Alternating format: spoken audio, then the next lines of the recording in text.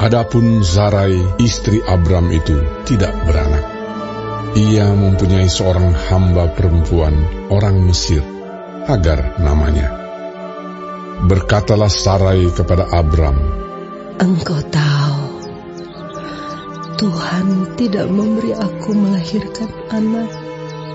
Karena itu, baiklah hampiri hambaku itu. Mungkin oleh dialah aku dapat memperoleh seorang anak." Dan Abram mendengarkan perkataan Sarai.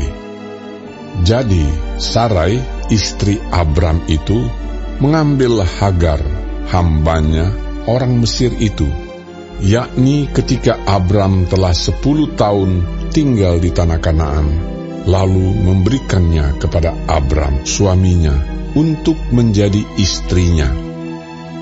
Abram menghampiri Hagar, lalu mengandunglah perempuan itu. Ketika Hagar tahu bahwa ia mengandung, maka ia memandang rendah akan nyonyanya itu. Lalu berkatalah Sarai kepada Abram, "Penghinaan yang kuderita ini adalah tanggung jawabmu. Akulah yang memberikan hambaku ke pangkuanmu. Tetapi baru saja ia tahu bahwa ia mengandung. Ia memandang rendah akan aku. Tuhan kiranya yang menjadi hakim antara aku dan engkau." Kata Abram kepada Sarai, "Hambamu itu di bawah kekuasaanmu. Perbuatlah kepadanya apa yang kau pandang baik." Lalu Sarai menindas Hagar, sehingga ia lari meninggalkannya. Lalu malaikat Tuhan menjumpainya dekat suatu mata air di padang gurun, yakni dekat mata air di jalan ke Syur. Katanya, "Hagar, hamba Sarai, dari manakah datangmu dan kemanakah pergimu?" Jawabnya, "Aku lari meninggalkan Sarai, nyonyaku."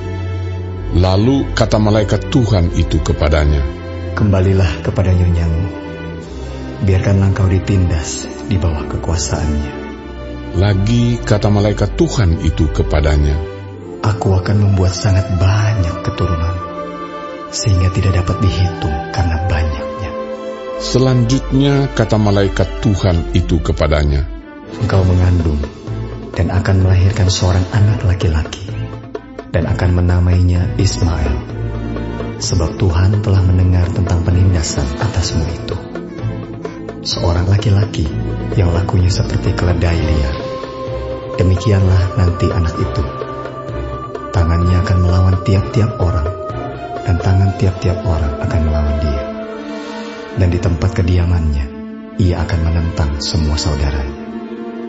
Kemudian Hagar menamakan Tuhan yang telah berfirman kepadanya itu dengan sebutan, "Engkaulah El Roi." Sebab katanya, "Bukankah di sini kulihat Dia yang telah melihat aku?"